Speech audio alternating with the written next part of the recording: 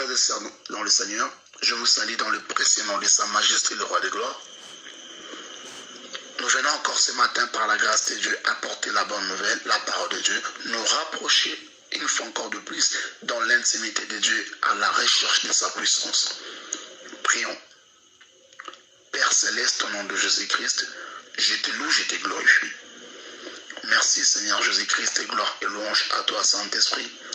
Les communicateurs indispensables de la grâce, ils seront tous enseignés de Dieu. Grande sera leur prospérité. Père, tu as dit dans ta parole, tu ne mettras jamais dehors tout ce qui vient en toi. Pardonne nos péchés, nos iniquités. Sanctifie nos esprits, nos âmes, nos corps en accord avec 1 Thessaloniciens chapitre 5, le verset 23, 24, je paraphrase. Que le Dieu de paix vous sanctifie lui-même tout entier, que tout votre être, l'esprit, l'âme et le corps soient conservés irrépréhensibles lors de l'avènement de notre Seigneur Jésus-Christ. Celui qui nous a appelés et le fidèle, c'est lui qui le fera. Père, pardonne nos péchés, pardonne nos iniquités. Tu as dit dans ta parole, si le peuple sur qui est invoqué mon nom, s'il s'humilie, il prie et cherche ta face, tu pardonneras leur iniquité. Et quand tu pardonnes, tu oublies et tu effaces. Père, nous venons auprès de toi. Père, nous venons encore te dire, nous n'avons que toi. Garde-nous dans ton amour, dans le nom de Jésus-Christ, et couvre-nous par l'ombre du Saint-Esprit. Car tu as dit, celui qui demeure sous l'abri du Très-Haut repose à l'ombre du Tout-Puissant. Je crois ce que je dis ce que je crois. Et je vois cela s'accomplir dans la vie de chacun de nous ce matin. Cela est donc établi et nul ne peut le revoquer. Nous régnons ici-bas avec le Saint-Esprit au nom de Jésus-Christ. Amen.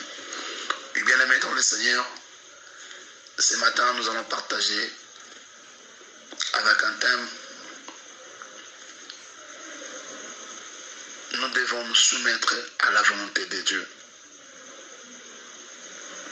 Bien-aimé, soumets-toi à la volonté de Dieu.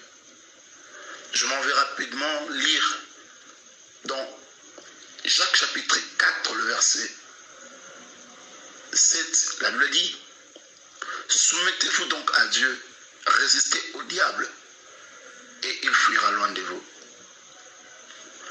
La Bible dit de se soumettre premièrement à Dieu. Remarquez une chose. On commence par dire à se soumettre à Dieu. Avant que la Bible nous parle de résister devant le diable et il fuira loin de vous, la Bible a commencé par dire de nous soumettre donc à Dieu. La Bible dit, soumettez-vous donc à Dieu. Résistez au diable et il fuira loin de vous. C'est-à-dire, lorsqu'on se soumet à la volonté de Dieu, lorsqu'on se soumet à la volonté de Dieu, nous avons de la supériorité sur la puissance des ténèbres. Celui qui se soumet à faire ce que Dieu lui demande, lorsque tu te soumets à la volonté de Dieu, c'est-à-dire l'Éternel te capacitera, le ciel te donnera la force de dominer sur la terre. Lorsque tu te soumets à la volonté suprême de l'Éternel, lorsque tu fais la volonté de Dieu, tu verras que tu auras de l'autorité sur toute la puissance de l'ennemi.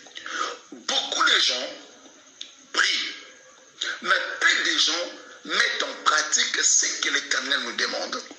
Voilà pourquoi la Bible dit, soumettez-vous donc à Dieu. C'est lorsque on se soumet à la volonté parfaite de Dieu, c'est lorsque nous sommes en train de faire ce que Dieu nous demande, c'est là que le pouvoir de vaincre l'ennemi se développe en nous. En accord avec Luc 10, le verset 19, qui dit, je vous ai donné le pouvoir. C'est lorsque tu es dans la volonté de Dieu que le pouvoir de Dieu qui est en nous aura la manifestation, aura à se manifester.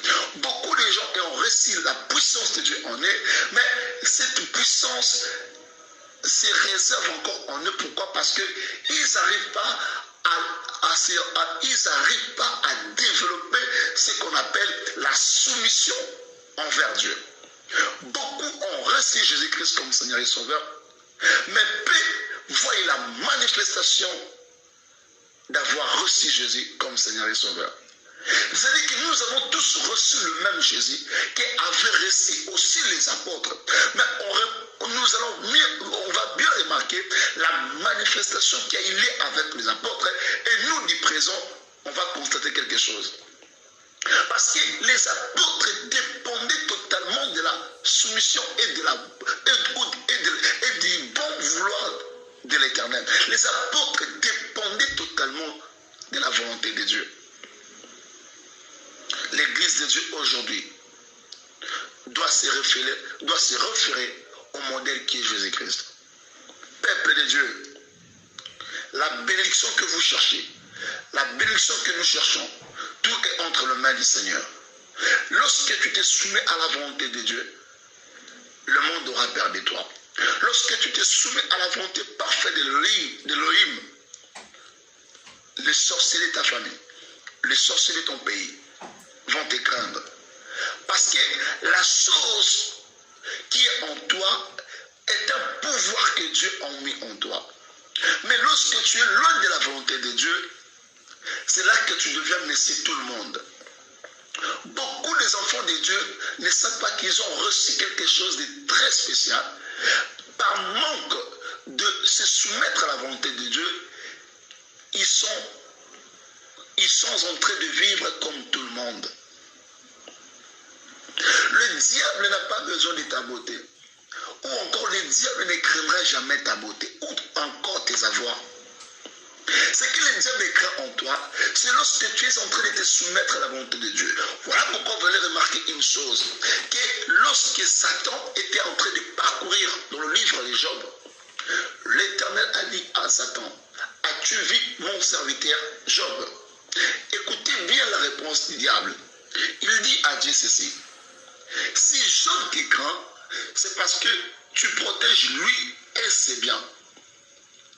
Et écoutez bien aimé, celui qui fait la volonté de Dieu, c'est-à-dire l'Éternel, est en train de lui protéger et de protéger ce qui est de lui.